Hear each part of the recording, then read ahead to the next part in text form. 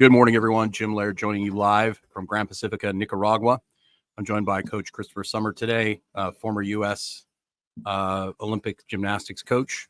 And Coach, the thing I appreciate about Olympic coaches, I got to mentor under Charlie Francis for a while, which was awesome. You can't just throw shit against the wall. There's a lot of performance coaches today. They only get athletes for 6 to 8 weeks. And they might be able to get away with doing things that are overly aggressive and long-term are detrimental. But in the short term, they might get them a certain result, but down the road, they pay the price for it. When you're coaching somebody over a 10-year period, 4-year period for one event, there has to be immaculate preparation. And that's one of the things I appreciate about you and your program. Is the preparation. I don't think most people understand if you want to be a high performer, or if you even want to perform at an average level, the amount of preparation and the time it takes to actually build a body that is capable of doing things beyond average today. An average American is very incapable. So I'd be curious to get your comments on that. Well, it's an excellent point. And the wannabes do annoy me and drive me crazy. You'll get people who, I once removed a splinter from Kobe Bryant, so I trained Kobe Bryant. I'm like, no, you didn't. And there was a trainer in Miami. He was carrying on about how he had created, was it, Dwayne. Anyway, a big NBA player. He's like, yeah, I'm responsible. So he comes in your gym and he trains. He's like, yeah. So you were there for all his developmental years. You do all his technical training. Well, no, he comes to my gym to train. He's like, you didn't create shit. Okay, you're a supplemental role. In terms of creating a world-class performer, basically we're going to look at it in 3 to 4 year blocks. Mm-hmm. So 3 to 4 years with a good coach who knows what they're doing. 3 to 4 years to maybe get about 75% of potential. Another 3 or 4 years to get to 90, and another 3 to 4 years to push it up into 95. Yep. And then as soon as it heats up, it's going to drop back down to 75. That's where the body. And that's if that person has all the right qualities to perform the sport at a high level, right? It's if they have the right phenotype, the right tools, if you have the right chemistry between coach and athlete. Someone can be a great athlete and they're not made. I've seen great athletes who need a lot of maintenance, and they have to be really pushed and nudged and cajoled. And I won't work with that athlete. I don't want anything to do with that. If I want it more than they do, I'm walking. And I know you've talked about this a lot before. A lot of the gifted guys end up washing out because they rely so much on their athleticism. And then when they run into any kind of resistance, you might have somebody like a Tom Brady or somebody like a Mike Singletary who's not as gifted, but because they have resilience, because they've handled struggle, they've been benched, they maybe didn't start right away.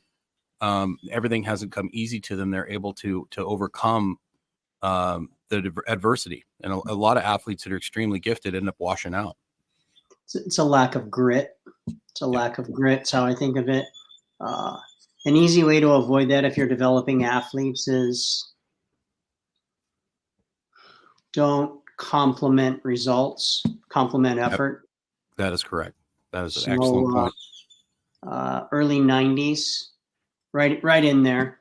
I've got some of the best athletes in the country, but it really bothered me that if I have a group of 10 athletes, one is a winner and the other 9 are losers. It bothered me a lot. Yeah. And so I implemented that we weren't going to go by scores anymore. We weren't going to go by medals or titles. We were simply going to go by effort at competitions.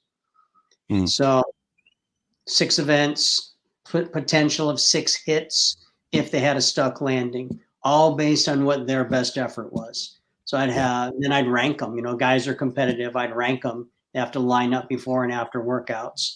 So I might have a little guy who can barely walk straight in the front of the line, who just gave me everything he had. And I'd have national team athletes in the middle of the line. Just because you're more talented, my reasoning with them is, gentlemen, inside these 4 walls, the world is fair. inside these four walls, your effort is valued. I said, outside these walls, no one later is going to give a shit. They are not going to care. You're either a stud and you're going to produce for your boss, or you don't and you're going to get failed. I said, but that's later. That's when you're adult. Right now, you need to learn how to work. You need to learn how to be responsible. You need to learn how to have perseverance. Interestingly, we'd be at national championships. My guys wouldn't even look at the judges. They'd salute and walk away. They didn't wait for a score. They didn't do anything. They didn't care. Coach was a hit or miss. They were winning everything. Our first year at state, we won like 50 state titles when I did that. And it was a stress-free year. Because the focus when I would work with teams, high school teams or college teams, I would always spend a lot of time with because the guys that were gifted generally didn't care about training. They kind of came into the weight room and they did their thing. And the thing about those guys, like I had a friend of mine who was a strength coach at a very prominent school. And he was like, oh man, we've gotten such great results. I'm like, you're working with Ferraris, dude. All you got to do is not screw them up. Right. Mm-hmm. Go to like Walla Walla, Washington State, or go to a D3 school and show me what you can do with those guys. Right. I always used to love putting a lot of time and effort into the second and third string guys. And because they would work really, really hard. And they would also, if you gave them some attention and you actually, because, the stars, the coaches are kissing their butt. And I help them too, don't get me wrong, but I really liked working with those backup guys because guess what? They got better in the weight room. They were able to get better on the court and they drove the guys ahead of them. So I love when you can bring the bottom up. It really, if you're a coach and you put all your effort on your gifted guys, if you give those second, third string guys a little bit of attention, man, they'll go to the wall. And it pushed the starters, and then the starters would really love, when some of the backup guys would get in, they just absolutely loved it. So it builds a lot of the team chemistry. Is by coddling their best athletes, they're actually short-circuiting their long-term potential.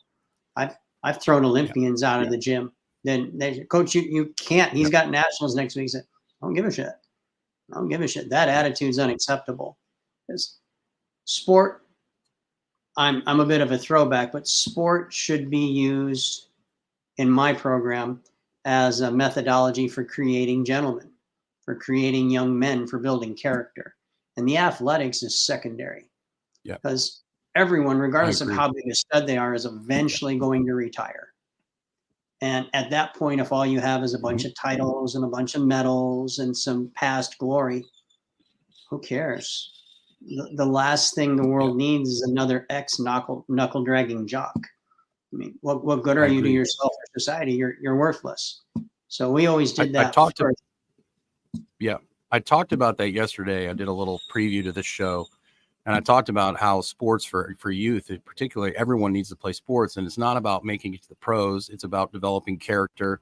It's about developing character. It's about developing work ethic. That's why athletes get jobs. They know how to win and lose. They know how to work together as a team. They know how to deal with difficult personalities. So, Coach, we live in this world today where children don't play outside. They don't go outside at all. They don't have phys. When I grew up in Canada, we had gymnastics in phys ed. I think gymnastics is a foundational sport. I think every child, regardless of their build and structure, should be able to do basic gymnastic skills. And when I was in elementary school, I remember even the kids that weren't in that great of shape could do real basic things that most people can't do today. And now you've got the training, the level of training is going here, all these fancy tricks and gadgets and fancy stuff. And the level of the preparation, the preparedness of the population is going down. Yes. How are we going to deal with that? I find myself as a strength and conditioning coach becoming more of a PE coach, You're not going to deal with it. You're not. It's going to be evolution in action. The ones who are predisposed in order to work. So my oldest daughter is a good example. Little pocket rocket, 5'2", 5'3", 100 pounds. And she does a lot of think tank work in DC and that. And people just don't see it coming that she's this intense and this focused because she's beautiful and she's sweet. And if you drop the ball, this young woman will eat you alive. She will eat you alive and just hold you accountable and says, no, you can't support that argument. Well, no, I really feel I can. Show me in the document where it says it. Well, Yeah. it doesn't really, but I feel I'm not interested in what you feel. What can you support? What are the facts? Because That's awesome. everyone looks at life. I shouldn't say everyone. A lot of people tend to look at life as these different lanes, different aspects. I've got my physical training. I've got my family. I've got my professional life. I've got my hobbies. I've got my friends. And no, I don't agree with that. I don't agree with that. I believe you have one lane, and the way that you approach one thing is how you're going to approach everything. And Yeah. so if you are a fuck up in one area, it's eventually going to bleed into other things. And I have a hard time. Sometimes the ones we see it with high level athletes, they don't know how to transition, or spec ops guys, they don't know how to transition after. Yeah. You know, I have a very specific skill set. He said, but you have to sit them down. He said, you know, I don't want to dismiss your skill set, but your skill sets are irrelevant now. It doesn't matter. What matters is the character you develop, the focus you developed. He says, well, and you get guys, well, I know I'm not good at marketing. I said, well, you weren't good at putting an M60 together before either, but you learned how to do it. I said, all these are other skills. You just have to approach them the same way. And sometimes they can do it. Kind of depends on how bright they are. Well, a lot of it depends on how bright. Are they bright enough to see connections, synergy between things that appear to be unrelated? Or, you know, if they're more average, they're going to struggle more. But goodness, if you can get them on the right track, so you know what, you know how to work. You know how to learn. You know how to be uncomfortable. Be uncomfortable. You know it's going to suck for X amount of time to get proficient. Just be uncomfortable. Yeah. And then they do well. But too many people, in my opinion, they break stuff up unnecessarily. Do you, when you start working with athletes, do you talk about the end? Do you start preparing them? I do when I meet with like 12, Always. 13, 14-year-olds. I tell them, you know, this isn't going to last forever. What other hobbies do you have? What other sports do you have? I find that a lot of athletes, the sport becomes their identity instead of it being, you know, your Jim Laird, who's a really good person who happens to be a powerlifter or happens to be a wrestler. They start identifying as Jim Laird, the wrestler, or Jim Laird, the powerlifter, as opposed to like something you do. Is that some conversations you have with your guys? Constantly.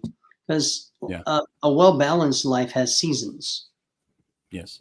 It has seasons. So my current season of life, I don't have this at 60. I don't have the same energy I had at 30 and 40. You know, I'm not going to do the 18-hour days, day in, day out. I'm not going to do that anymore. My job at this point is to pass on what I've learned and to prepare the next generation for their time in the sun. You know, but it's a lot of unnecessary stress comes from people wanting to have that eternal spring. And there's no such animal. There's just not. And so if they accept that from the beginning or know that there's going to be a transition. So I have a lot of athletes that end up being engineers and attorneys and doctors, simply because from the first day they stepped in the gym, he said, gentlemen, you know, this is a training tool for a good life. Yes. You know, they have to be polite. God help them if their parents come to me and say, so-and-so is not doing their homework. Really? So-and-so was disrespectful to me. Really? We're going to fix that immediately. Gentlemen, we are not playing those games. That's great. I won't train just everyone. So what advice would you give to parents in today's world as far as how to approach athletic development with young athletes and character development to give them the best chance of not only being the best athlete they're capable of, and also just to be a good person in general? What general advice would you give parents if they came to you with like a 4 or 5-year-old kid? Starts at home. So what a lot of parents don't realize is that I'm interviewing them as well as the athlete. Mm-hmm. And if the parents and I aren't on the same page, I'm not going to take them. Because eventually what's going to happen is they're going to end up with two competing sets of values.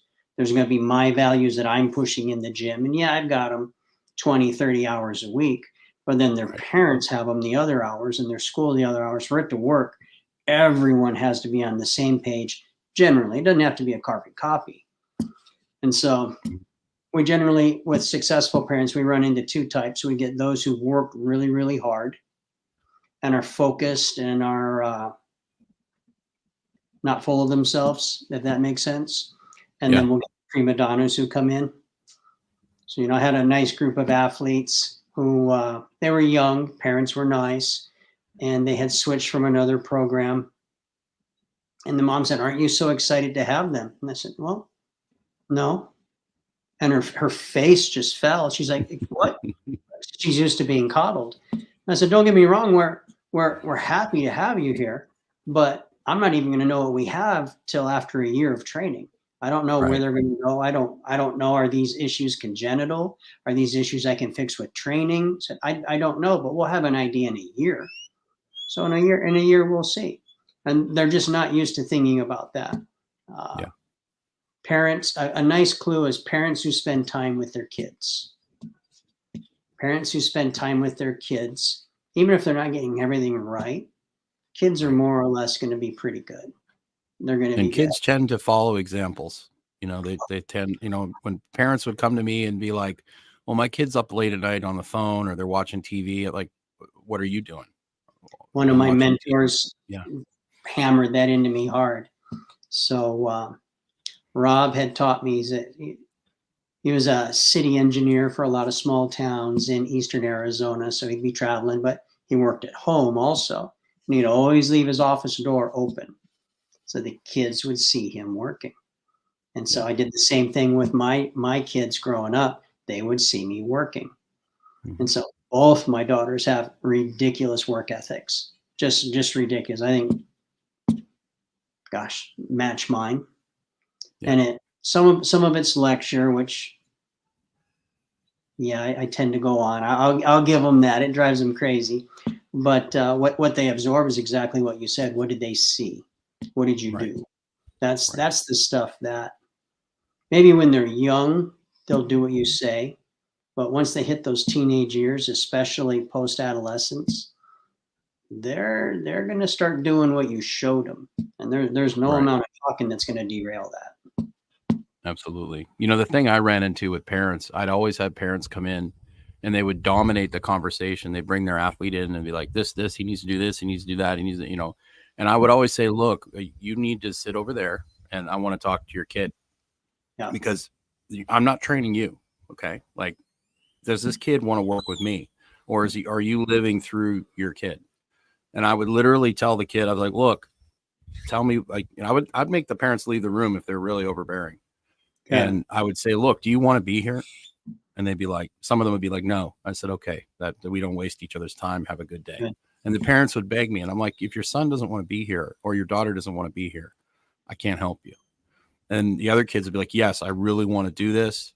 And I said, "Okay, here's the plan. This is what we're going to do. You have to do this, this, and this. You have to put an effort into lifestyle. If you don't do these things, you're just wasting my time and yours and your parents' money." I said, "I want you to call me and tell me you want to do it. I don't want to hear from your parents." I said, "You're going to make your own schedule. And if the parents didn't like that, then I just let them go on their way." Absolutely. And I also, the smart thing I did. Yeah. I can't work with somebody whose parents are the ones driving them. Right. And a lot of the parents are driving their kids. When I was in Florida here this last year, these kids are playing 3 and 4 soccer games on a Sunday, full games. And then they're bringing them to training with me and they're exhausted. I mean, just cooked. And they're like, "Why aren't you training them harder?" And I'm like, "Because they're wrecked already. They just played 4 games yesterday. They don't need to do any intense stuff." Well, they're not in very good shape because they're exhausted. A lot of the ones who are pushing the kids so hard are not studs themselves in one area or more of their life. Right. Yeah. It's unfortunate, but yeah, it's really interesting, the culture that we've created here in the US with the specificity of sports. It's appalling to me. When you work with athletes, do you help, like if you see you got someone in your gymnastics program who's just not built like a gymnast, do you like kind of nudge them into a different direction, or they might not have the We'll individual? self-select. So Yeah. a lot of times, I won't say all, but I would end up keeping a lot of athletes for 10 plus years. And I would get fussed at, especially the Russian coaches. My friends who are Russian national team coaches would just fuss at me. They'd carry on and say, "What are you doing?" Because I'd have 30, 50 guys on team. Right. 5 of them should have been there talent wise. They said, Right. "What are you doing? What are you doing? You only work with the good ones." And I said, "Well, no, this is America. This is America, and I'm interested in, as long as someone is going to bust their ass for me, then Right. I'm going to give them an opportunity." And I really didn't care if they were good. I cared if they gave me best effort continuously, then I'd have room for them. But the opposite applied also. I didn't care how talented someone was if they were a pain in the ass. Yeah. Go waste someone else's time. Yeah. But I'm a throwback that way. And I was successful enough that we had a lot of people who wanted into the program, so I could be selective. And I was old enough that I was also selfish with my time, Sure. that I wasn't willing to just sell out for $1 this week, and how much headache years from now. So no, it's going to be, I'm a big believer in win-win. So it has to be a win for me, and it has to be a win for them, or I just don't think it's sustainable. Let's talk a little bit about adaptation. I don't think people really appreciate how long it actually takes. I mean, you can do some crazy things to survive. If you're in an emergency situation, I mean, you can do, like, women will lift trees off kids, just sheer adrenaline, but let's talk about how long does it actually take the body to adapt to a new stressor, and Years. the systematic approach that you need to take if you want to, like I'll have people that, like, they haven't jumped rope in like 30 years, and then they go and jump rope for like 5 minutes, and then they can't walk for 6 days. It's just like people just don't understand, like, when you're first starting out, you really don't have to do that much to get better. And I like to be, people get confused. I like, for someone who's a brand new beginner, we're just going to pump the brakes for 6 to 7 months. Yeah. We're just going to be mellow. And then there's 2 ways you can do it after that. I don't like powerlifting programming. I really Neither do don't. I'm a former powerlifter. I think they ride the razor's edge too much. And a lot of people don't realize, for their sport, it's necessary.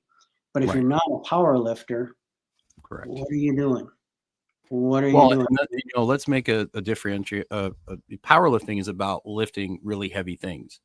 In order to lift maximally heavy Advantage things, position. you have to basically restrict movement. Like, if you're under 1,000-pound squat, you don't want to move.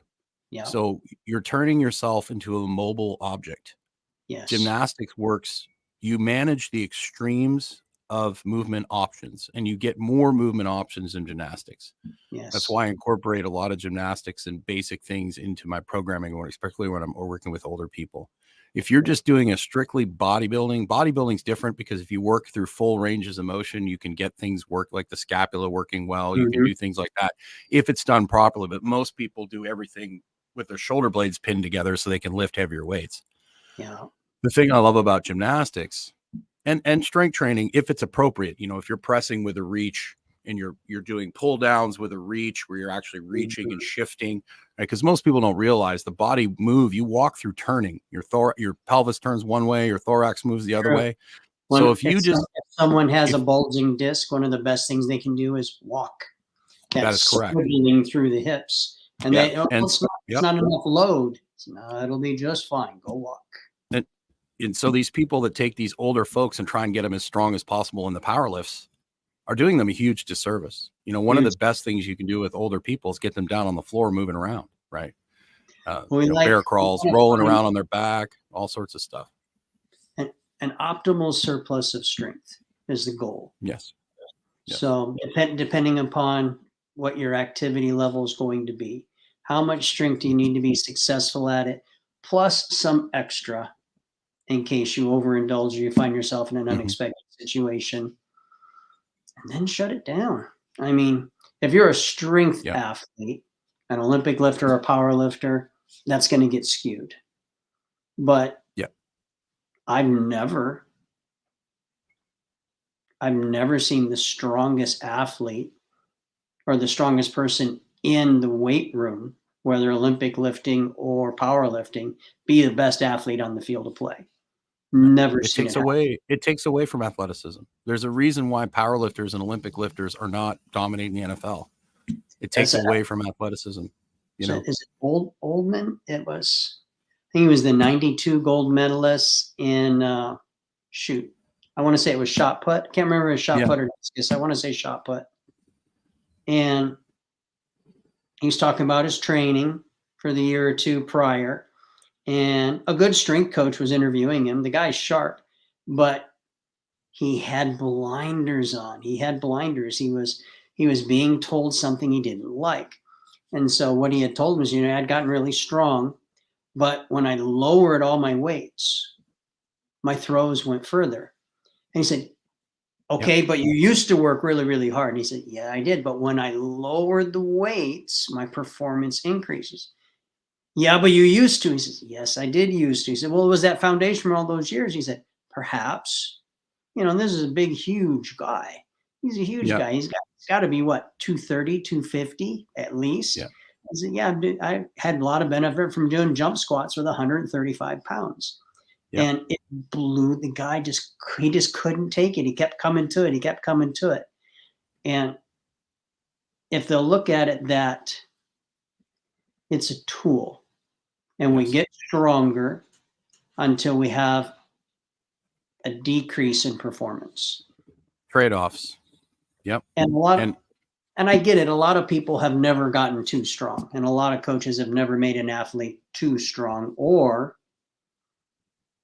in gymnastics, we're both the technical coach, the performance coach, and the conditioning coach. So I see the result of what happens.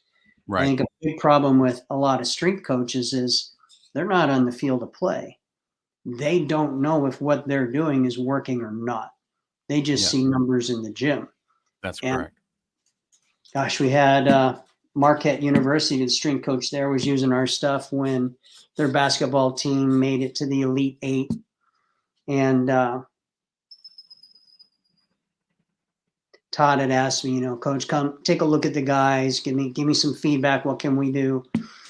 And, invite to some games and this and that. And I said, well, actually, I need to see him in the gym. I need to see him in practice, during the game is cool, and thank you for the invitation. And I enjoyed it, but it's not giving me enough information to give you the kind of feedback you're looking for.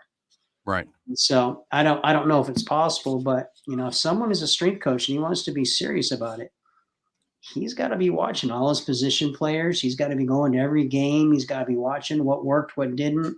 Wow, what injuries? There's a doc who makes he's made millions of dollars by going in and fixing injuries caused by powerlifting strength coaches. And his secret weapon is a Nordic curl. Mm-hmm.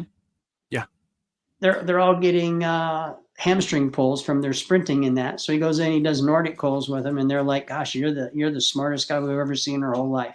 So, Well, and Bondarchuk, the great throwing coach, talked a lot about that, where his athletes never went over 75% in the weight room ever.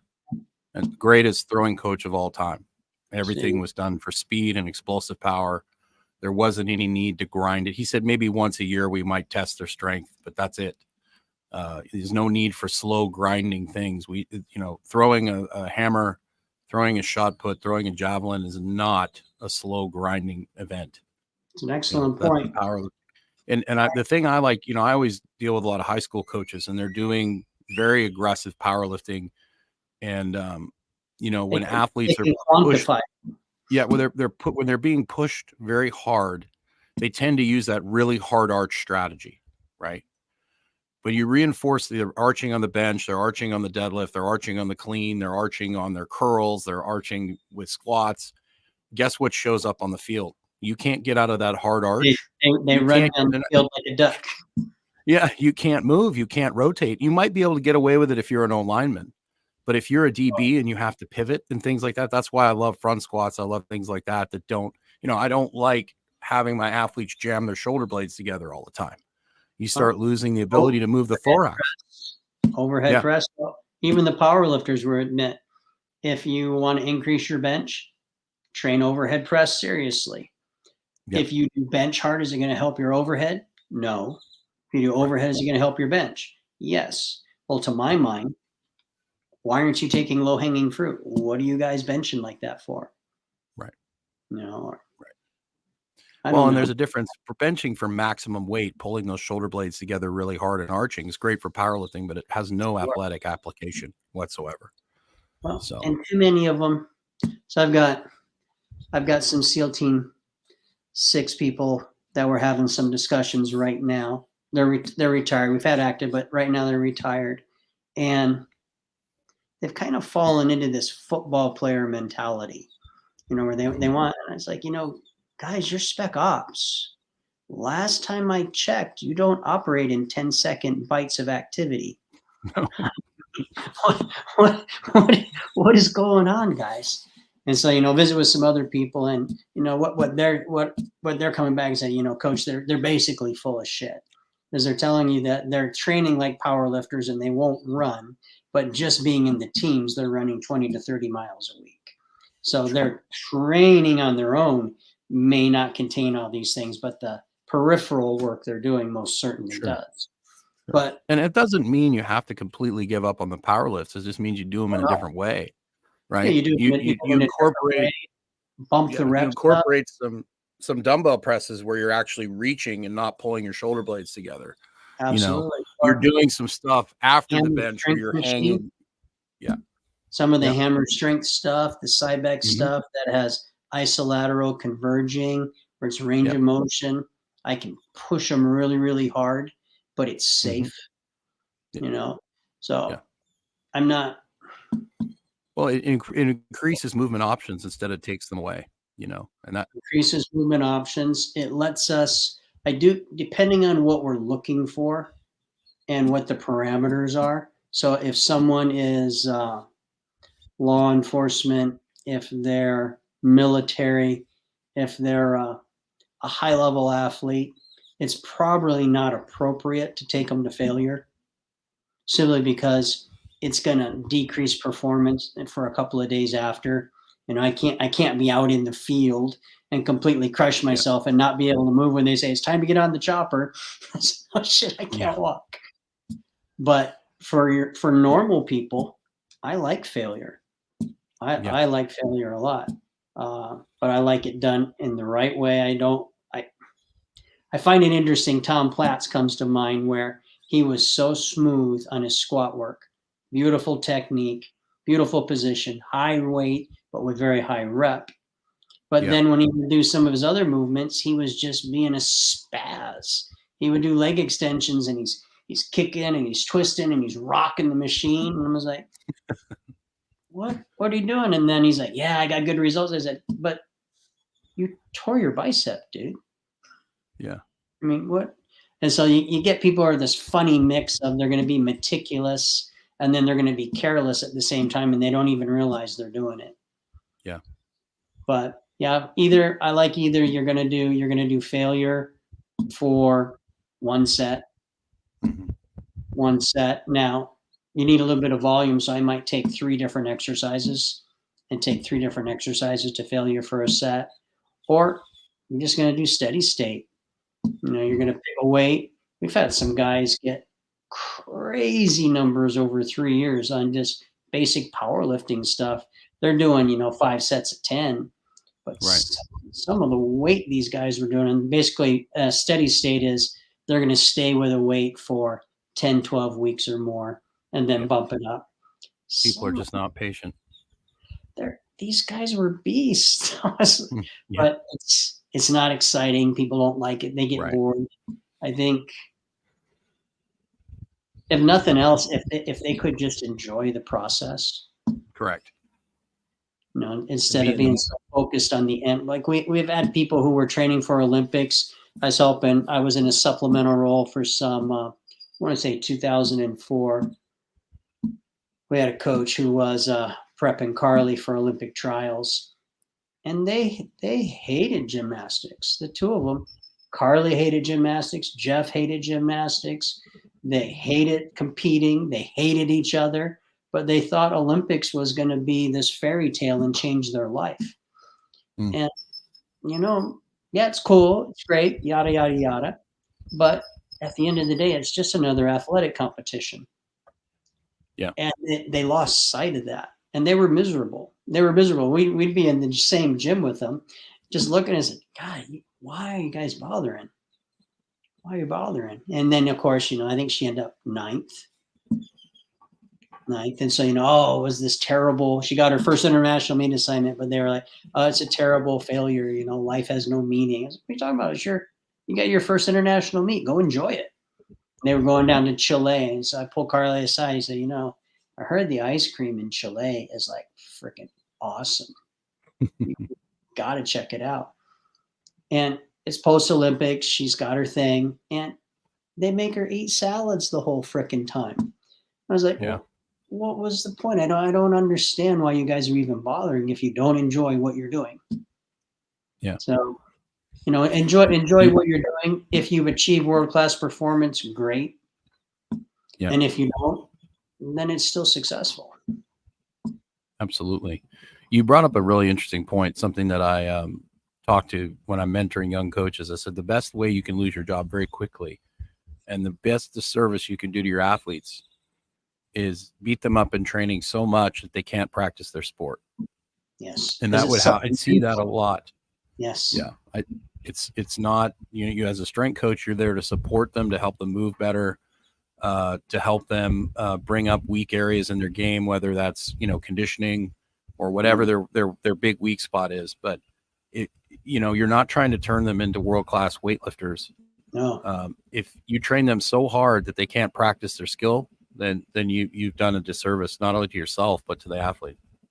Well, and I think they're misunderstand. So if I develop an athlete, we'll take Alan. Alan was an alternate for Tokyo Olympics. So I had Alan starting at 6, and I trained him 16,000 hours over the next 12 years. And we track the hours. So, it's not exaggeration. It's at least 16,000 hours. And then after that, he goes to college and he gets another 4 to 6 years of training before trials come, right? But I'm responsible for performance all along the way. The strength coach's mistake is that they're not involved really with the athletic development of the young person under their care. And so they kind of they restrict their worldview to just within the walls of that weight room.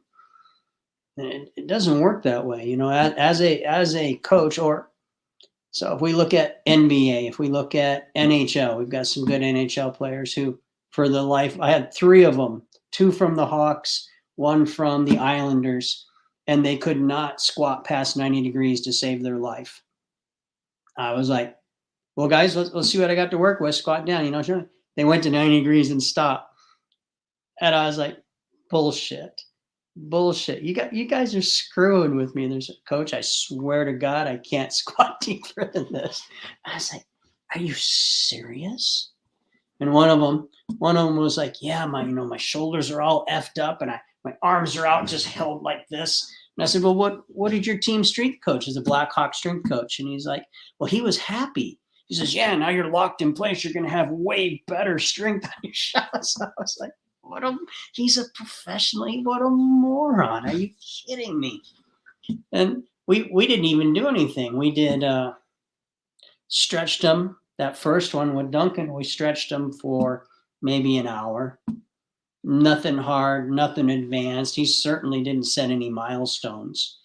And the reason we ended up with those 3 is he was so excited by how good he felt the next day on the ice. He's like, I haven't felt this good in years and years and years. He was so excited. You're a miracle worker. You're this. I said, and you know what? Pump your brakes. We didn't do jack shit. It was 1 hour, dude. If anything, what we did is for the people who have hair, we got some tangles out. But we certainly didn't accomplish anything structurally. But these guys, I don't understand the deal. But to go back to the original point, these professional sports, because there's no longevity. Remember, I had Alan for 12 years, 16,000 hours. I was in charge of everything. Now he was lucky that he was my final generation. So I wasn't wet behind the ears. I didn't make a lot of mistakes. I had a lot of generations prior to him. But for NFL and that, these guys are surviving despite terrible coaching. They not saying that people didn't have good intention, but what are the odds you're going to get a world-class strength coach at your high school? It's possible. It happens, but I wouldn't hold my breath. Or you're going to have a great developmental coach. So these guys were just such genetic studs that they survived all the bullshit that was being tossed their way, that was changing every couple of years as they move from Pop Warner to junior high to high school to college to the pros. They're just surviving. And so it's a very, imagine what this, I often wonder what these guys could have done if they actually had someone who knew what the hell they were doing. As good as they are, would it be, is it just the nature of the sport that you're going to be done in 3 to 4 years regardless, just because 250-pound bodies aren't meant to slam into other 250-pound bodies at full speed day in, day out? Is it just 3 and 4 years and you're shot anyway? Or could some changes be affected if they had better preparation over a longer period of time for durability and resilience? We had one student who was going through Delta Force selection, and I didn't have a lot of time with him. We'd had maybe 7 months, and it was an impact, but not as solid enough if we'd had years. And in the after action report from Gunny Wolf, it was like, yeah, it was all the joint prep. He almost made it through. He made it to the final Saturday, and then couldn't make the time cut there. So it's about a month-long process. We can go into that another time, the specifics. But he's like, yeah, it's all the broken ground. It's the twisted ankle. It's the knee. It's the, bumping into this, falling down on that. It's building that resilience and durability that is what gives longevity. It's not your maximal strength, which, if I'm training someone for spec ops, max strength is 3rd on my list. I want durability and resilience first. Then I need endurance. You can call endurance or strength endurance. And then finally at the end, okay, I'm interested in max strength. But if you're not durable, if you're the strongest guy in the world, but you're fragile and brittle, or what was the one Olympic lifting guy? He was number 1. I can't remember his name. He was number 1 in our country for years.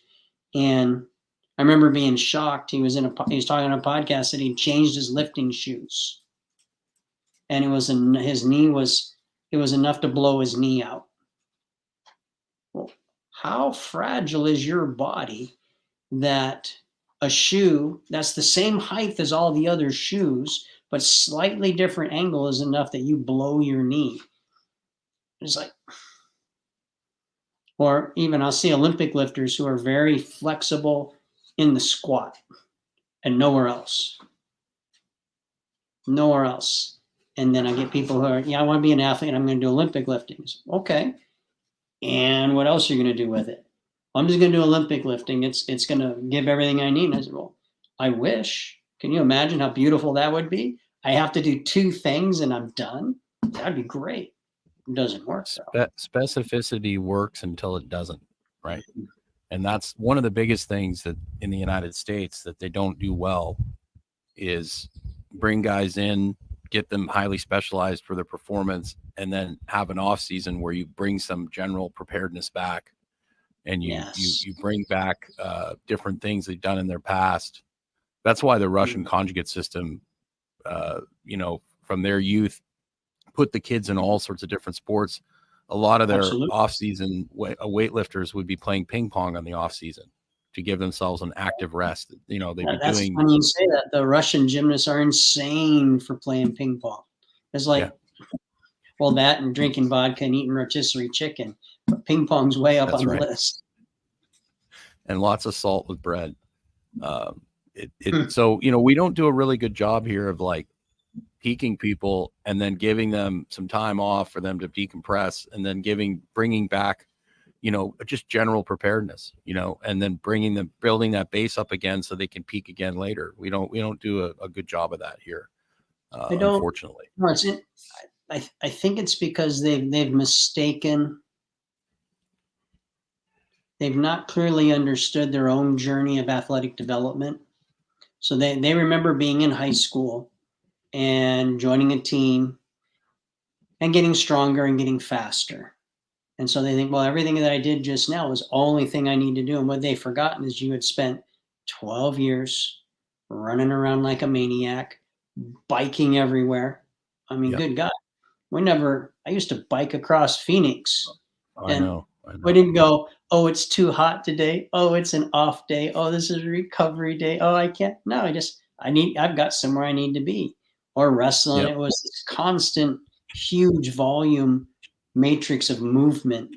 And then we added, just like you said, we added specificity on top of that. And then later on, they lose that huge matrix, that foundation, and they only go specific, and it gradually just tapers off. And then they say, well, I've just gotten old. Well, no, you've been inactive. Right. Of course it breaks down. Well, and I think too, there's this attitude that you can constantly improve. Like, I tell people all the time, I would tell coaches that I work with, like, oh, we're going to bring him into the season like at 100%. And I'm like, well, how long do you expect to maintain that 100% for? Yeah. I said, why don't you bring him into the season at 85%, 75%, and let them play themselves into shape and be good when it matters. Like, I don't care how good a shape you're in at the beginning of the year. How good a shape are you in at the end when it matters? Like, that's the key. Thank you for saying that. I had that conversation with an NHL guy. And he's like, yeah, they want me to peak and that. And I said, why would you want to peak? That makes no sense to me. You're not a power lifter. You're not an Olympic lifter. Why would you get really, really strong before season and then stop and hope your strength lasts you to the end of the season?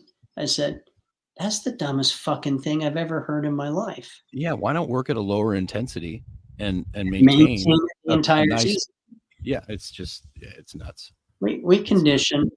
Gosh, the Russians, I learned this from the Russians. We do our normal conditioning the day of national championships. We don't change anything, because at that point, what we're doing is we're putting the final sharp edge on an already sharp weapon. Right. We're not grinding it down and getting a coarse edge. This is a fine edge. Just like the final thing they do with a samurai sword sharpening it is going to be string and chalk. That's the final stage of sharpening it. And so, no, we're not trying to get stronger. The strength you have is the strength you have. We just want to maintain what you have. Right. And they miss that. They miss it constantly. I use a dynamic warm up with the teams I would work with. There was like a floor based and a standing based warm up. It's based on I stole a lot of it from the Parisi School of Strength and Speed, Bill Parisi. And there's a lot of like rolling around on the ground, fire hydrants, pogo hops. And we would do these warm ups. And I worked with a high school team in Kentucky, who was a very, very good basketball program. And just by getting these guys down on the floor and doing real basic things, it just opened up their ability to run, to change levels. We did that every single time before we worked out, and we would do it before games. We'd get down on the floor. They'd be doing glute bridges, knee circles, all sorts of different walk-ups, they'd be doing, down dogs, all this stuff in the warm up, and the people are looking at them. And we would do this before just their base. And then the day after the game, they're beat up, they're sore. We would do that to get a lot of that soreness out. Absolutely. And it just became their foundation. And we did that regardless, before weightlifting, before practice, and they could do it. And it was just autopilot for them. If you want a two easy tests to see if someone, what their natural athletic ability is or where they're currently at, watch them do a bear crawl. Yep. Or watch a gymnast do a bear crawl. Yes. And they're going to haul ass across the field. And everyone else is going to look like a Clydesdale. And watch them run backwards. Yep. Those two things there pretty much tells me what I have to work with. Whether they're going to be a stud doesn't mean they're not going to be strong or steady. Sure. But I'm going to know if they're a thoroughbred or not just from those two things checking. Absolutely. I can make them stronger. I can make them more flexible. But I can't make them more athletic. That's kind of, you're born with. It's like speed. Right. You're born fast or you're not. I can refine it, but I can't make you fast. I can make you flexible if you're tight. I'd much rather have a tight athlete and then train them to be mobile, train them to have flexibility, because most of the time, if they're naturally flexible, their joints are loose. There's exceptions. Out of thousands, I've had maybe 5 who had perfect strength and flexibility together. They all drop out. Mm-hmm. But I'd much rather have someone who's tight and then fix it than someone who's loose who just falls apart. Yeah, training hypermobile people is not fun. Well, it's not only not fun, it's pointless. It's pointless beyond. If you're looking for high levels of performance, it's pointless. If you're looking to increase their quality of life, as long as they understand that we're going to hit a ceiling pretty quick, then it's fine. Unless their sport is contortionism, then you're doing good. Yeah, gosh, some of them get hurt so bad. We've got it's ridiculous. If you get that extreme laxity, that is just, it's like, I've had 1 or 2 women that basically just were hypermobile to begin with, and then there's just like, well, I'm already flexible, I might as well make myself even more flexible. And it's just like horrible when you're walking around like Jello. I mean, it's just it's not a fun thing. We had someone who was used to be hardcore into yoga show up at one of my events, who had managed to rip her hamstring off her pelvis with yoga. You don't even see that kind of injury in the NFL. It's usually mid hamstring. It's not off the pelvis. Yes, it just peeled it right off. I was like, how do you do that? It's amazing. Yeah, she's like, yeah, I learned my lesson as well. It's a little bit like putting your seatbelt on after the car crash. Well, I'm glad you learned it. It's a little late. But at least you learned it. It won't happen again. Well, Coach, we've been yapping here for a while. I've really enjoyed it. Thank you for coming on. Is there one work? You're still working with GymnasticsBodies? GymnasticBodies is our online program. Okay.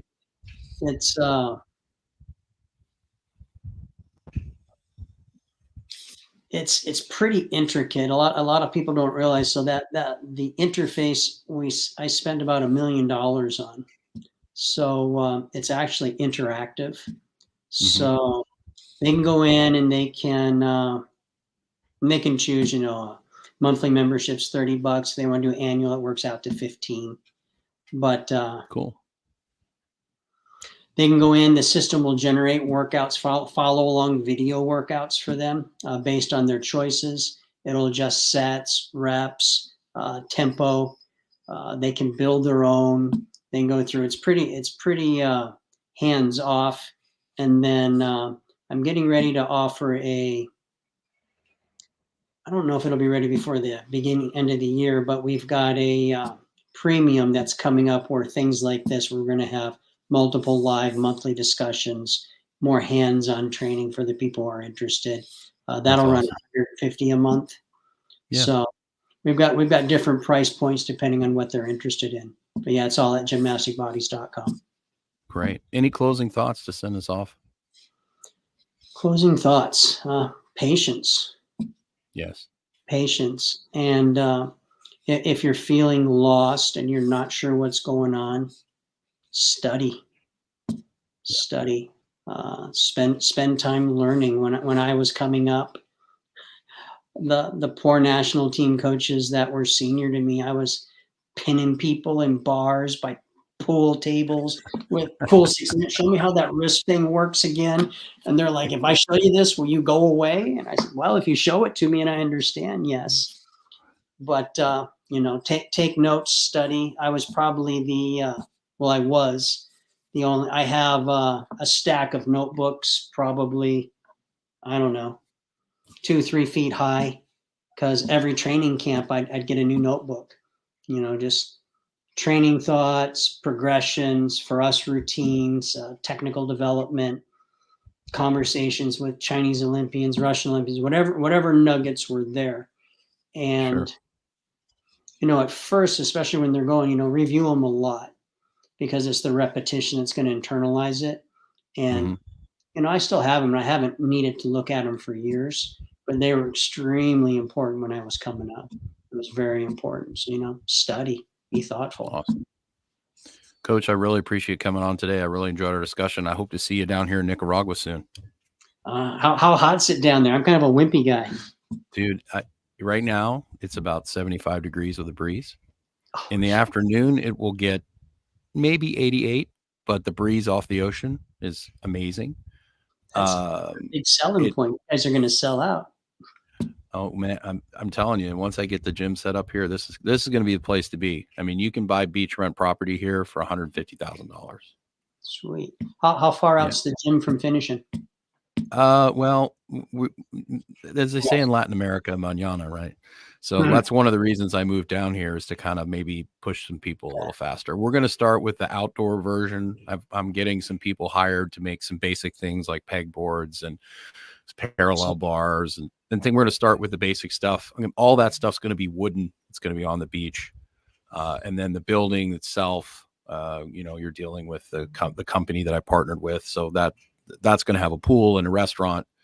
So that's going to take a little more time, but my goal is to at least get some foundational, things set up on the beach to get going right away. And then eventually add the building and all that. But I want to get that going as soon as I can. And that's one of the reasons I moved down here permanently, so I could, poke some people and that sounds get wonderful. things rolling. I love that concept. Thank you so much. Well, I mean, I love training people. I just don't want to be inside from 5 a.m. to late at night. When I stopped as a national team coach, I'd been inside walls for 40 years, from sun up to sundown. And then I spent like the next 3 years just traveling the globe constantly. Just kind of As you can see, I don't spend 8 hours a day inside anymore. I'm as dark as some of the locals here. So pretty funny. This is my dark, so yeah, it wouldn't do me any good. Too much Scandinavian. If you get a little morning sun, you'd be surprised what kind of solar callus you can build. I'm Scottish, so and you'd be amazed how much. It's just like gymnastics, right? If you walk on your hands and you bear crawls enough, if you get the morning light enough, you'd be surprised what kind of solar callus you can build up. I like that. Solar callus is a good term. All right, Coach, have a great day. Good to talk to you. Thanks. You too, Jim.